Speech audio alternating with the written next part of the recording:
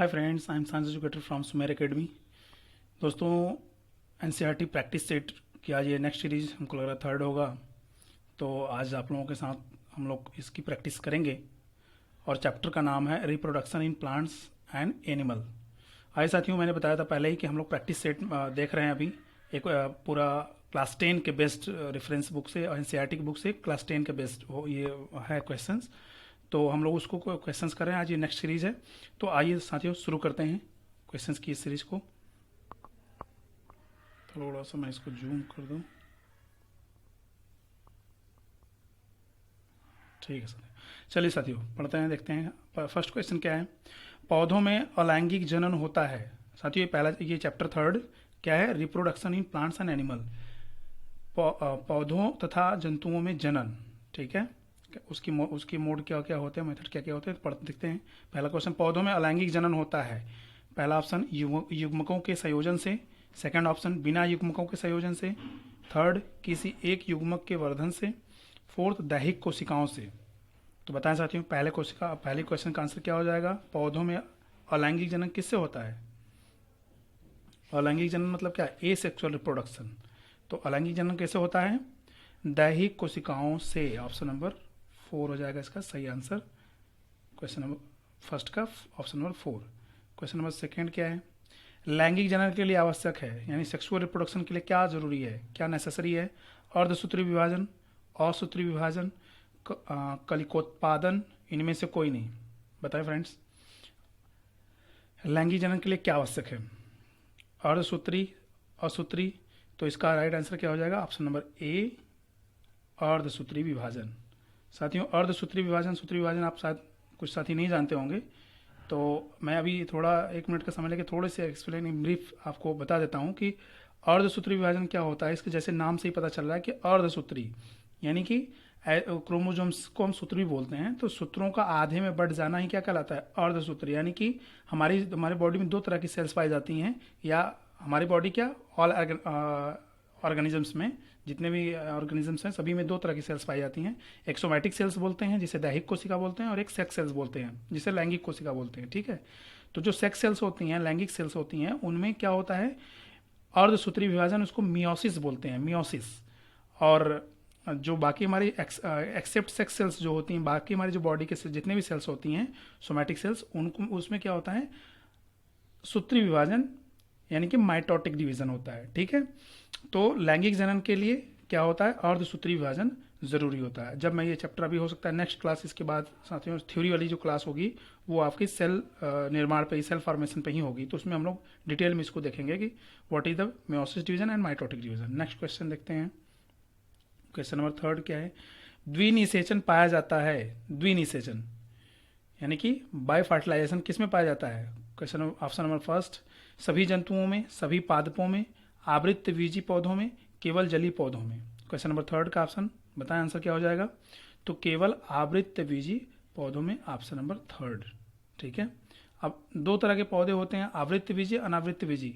आवृत्तबीजी, तो साथियों ये हम प्रैक्टिस कर रहे हैं, इसलिए मैं ज़्यादा कुछ इस पर नहीं आपका समय लेना चाहूँगा। आवृत्तबीजी कुछ पौधे और अनावृत्तबीजी पौधे वो होते हैं, ऐसे पौधे जिनमें बीज बनता है, सीड का फॉर्मेशन होता है, और कुछ पौधे ऐसे होते हैं जिनमें सीड का फॉर्मेशन नहीं होता है। तो इन दोनों को क्या कहते हैं, आवृत्तबीजी और अनावृत्तबीजी। Question number 4। क्वेश्चन नंबर 4 क्या है, बीज लैंगिक जनन से विकसित होते हैं क्योंकि जो सीड होते हैं वो सेक्सुअल रिप्रोडक्शन के थ्रू डेवलप्ड होते हैं, बिकॉज ये नए पौधे बनाते हैं। सेकेंड ऑप्शन, ये युग्मकों के संयोजन से बनते हैं। थर्ड, लंबे समय तक सुप्तावस्था में संचित रखे जा सकते हैं। एंड फोर्थ वन, एक बीज से केवल एक पौधा बनता है। तो बीज लैंगिक जनन से विकसित होते हैं, तो इसका राइट आंसर क्या हो जाएगा, ऑप्शन नंबर 4 का। क्वेश्चन नंबर 4 का, ये युग्मकों के संयोजन से बनते हैं, ऑप्शन नंबर सेकेंड। जो लैंगिक यानी सेक्स सेल्स जो होती हैं, सेक्सुअल रिप्रोडक्शन होता है, तो उसमें क्या होता है, गैमीट का फॉर्मेशन होता है, मेल और फीमेल पेरेंट सेल से गैमीट का फॉर्मेशन होता है, और वो गैमीट आपस में क्या फर्टिलाइज करते हैं, या फ्यूजन के थ्रू क्या करते हैं, फिर जाइगोट का या जू स्पोर का, अगर बहुत निम्न स्तर के पर जो प्लांट्स हैं तो उनमें देखेंगे तो जू स्पोर का फॉर्मेशन होता है। जैसे एल्गी वगैरह है तो उसमें जू स्पोर का फॉर्मेशन होता है। थोड़ा सा डेवलप्ड ऑर्गेनिज्म है तो उसमें क्या होता है, जाइगोट का फॉर्मेशन होता है। आइए साथियों नेक्स्ट क्वेश्चन देखते हैं। Question number 5। क्वेश्चन नंबर 5 क्या है? परागकण का परागकोश से वर्तिकाग्र पर पहुंचना कहलाता है। परागकण पॉलन ग्रेन्स, परागकोश, ठीक है, से यानी एंथर से वर्तिकाग्र स्टिग्मा। ये साथियों जब हम रिप्रोडक्शन इन प्लांट्स डिटेल में चैप्टर देखेंगे तब आपको काफ़ी अच्छे से समझ में आएगा और बहुत इंटरेस्टिंग चैप्टर टॉपिक है साथियों, पढ़ने में काफ़ी मज़ा आता है। तो परागकण का परागकोश से वर्तिकाग्र पर पहुंचना, मेल पार्ट जो होता है उसको एंथर बोलते हैं, उसमें पॉलन ग्रेन्स भरे होते हैं। वो पॉलन ग्रेन्स का फीमेल पार्ट यानी फीमेल पार्ट के क्या वर्तिकाग्र यानी स्टिग्मा पर पहुंचना क्या कहलाता है? ऑप्शन नंबर ए परागण, सेकंड प्रकीर्णन, थर्ड उत्स्वेदन एंड फोर्थ गर्भाधान। तो क्वेश्चन नंबर 5 का राइट आंसर क्या हो जाएगा? इसका आंसर हो जाएगा ऑप्शन नंबर ए परागण। इसको बोलते हैं पॉलिनेशन इंग्लिश में, ठीक है। मेल पार्ट का फीमेल पार्ट पे बस केवल पहुंचना पॉलिनेशन कहलाता है। Next question, question number 6। एक पुष्प के परागकण का परागण एक पुष्प के परागकण का परागण द्वारा दूसरे पुष्प के वर्तिकाग्र पर पहुंचना कहलाता है। स्वपरागण, परपरागण, वायु परागण, फोर्थ क्या हो जाएगा? क्लिस्टोगैमी। क्वेश्चन नंबर 6 बताएं राइट आंसर। तो क्या है, क्या कर रहा है? एक पुष्प के परागण का दूसरे, तो दूसरा हो जाता है तो क्या हो जाता है? पर हो जाता है। जो दूसरे पे डिपेंडेंट होते हैं उसे हम क्या बोलते हैं? परपोषी बोलते हैं, हेट्रोट्रॉप्स। ऐसे ये दूसरे पौधे पे जा रहा हो तो क्या हो जाएगा? पर परागण हो जाएगा। जब खुद के एक ही प्लांट के फ्लावर्स का मेल पार्ट उसी फ्लावर के फीमेल पार्ट पे पहुंचता है तो उसको हम सेल्फ पॉलिनेशन बोलते हैं, स्वपरागण।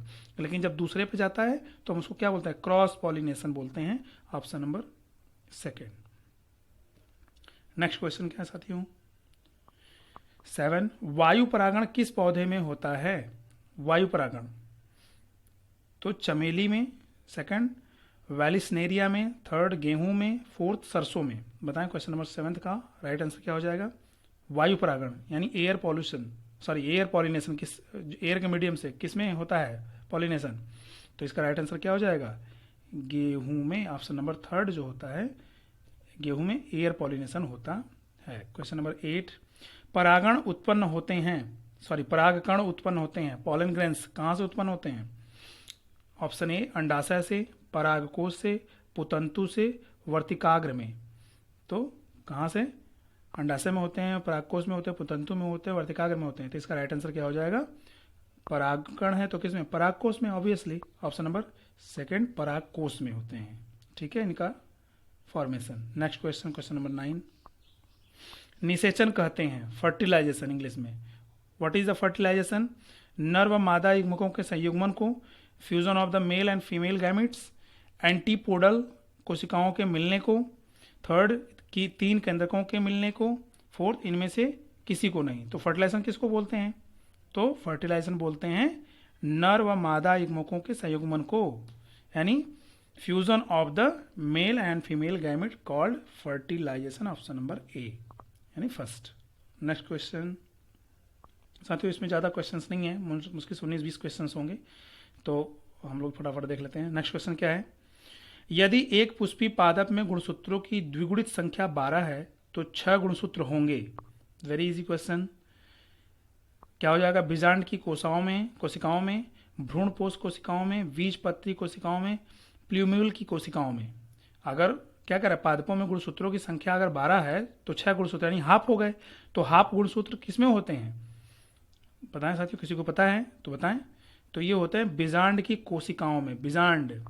ऑप्शन नंबर ए, ठीक है। बीज जो होता है ये मेल एंड फीमेल के मिलने के बाद जब फ्रूट में जो होता है तो ये क्या है?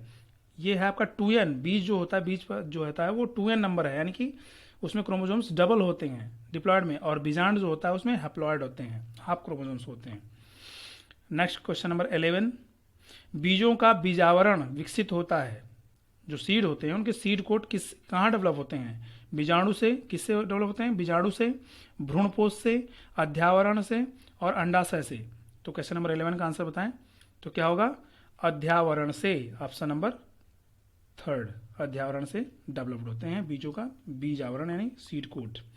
एक पुष्प के स्त्री केसर के मध्य भाग को कहते हैं, एक फ्लावर है उसके स्त्री केसर।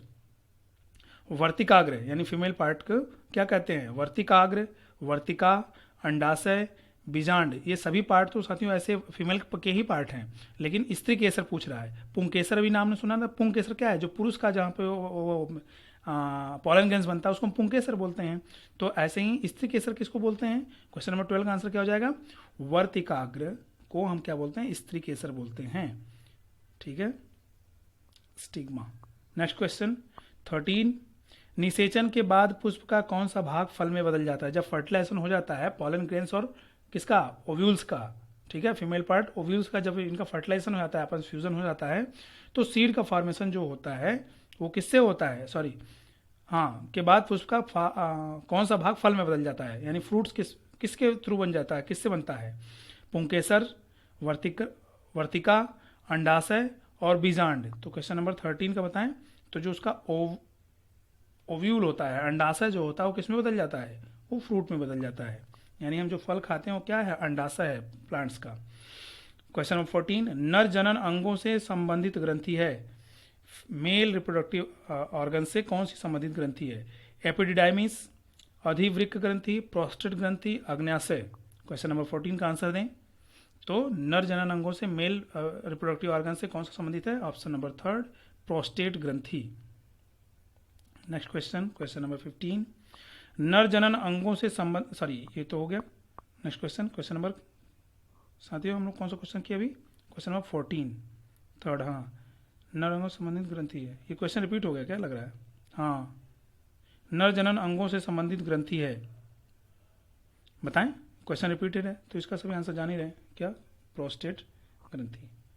Next question, question number 16, angiosperm में निषेचनोपरांत, निषेचन के बाद यानी निषेचनोपरांत बीज कवच बनता है एंजियोस्पर्म में। बताएं, द्वितीयक केंद्रक से, अध्यावरण से, अंडाशय भित्ति से, भ्रूण कोश से। क्वेश्चन नंबर 16 का आंसर क्या हो जाएगा? अंडाशय भित्ति से क्या बनता है? बीज कवच बनता है, सीड कोड बनता है। क्वेश्चन नंबर 17, द्विनिषेचन पाया जाता है बाय फर्टिलाइजेशन या फ्यूजन पाया जाता है किसमें? सभी जीवों में, सभी पादपों में, आवृत्तबीजी पौधों में, केवल जलीय पौधों में।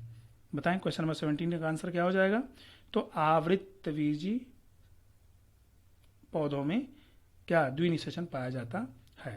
नेक्स्ट क्वेश्चन, क्वेश्चन नंबर 18, निषेचन के दौरान परागकण से निकलने वाली पराग नलिका सामान्यतः किसके द्वारा बीजांड में प्रवेश करती है? निषेचन के दौरान परागकण से निकलने वाली पराग नलिका जो होती है वो सामान्यतः किसके द्वारा बीजांड में, ओव्यूल में प्रवेश करती है? अध्यावरण, बीजांडकाय, निभागी, अंड द्वार। क्वेश्चन नंबर 18 का आंसर बताएं। तो क्या होगा? अंड द्वार के द्वारा बीजांड में प्रवेश करता है। Next question, question number 19, sorry, question number 19 क्या हो जाएगा? मनुष्य के शुक्राणु में ऑटोसोम्स की संख्या कितनी होती है? Question number 19, 22, 24, 42, 46।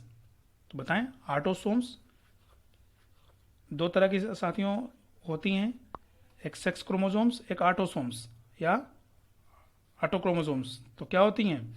जो 23वां जोड़ा होता है मनुष्य में, कि टोटल क्रोमोसोम्स कितने होते हैं? 46।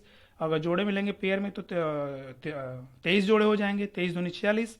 तो जो 22 जोड़े होते हैं वो ऑटोसोम्स होते हैं, यानी कि 22 जोड़े सभी सेल्स में जो क्रोमोसोम्स की है उनके सभी कैरेक्टर 22वें क्रोमोसोम्स तक सबके समान रहेंगे। लेकिन जो 23वां जोड़ा होता है वो डिफरेंट होता है, मेल और फीमेल में क्या हो जाता है?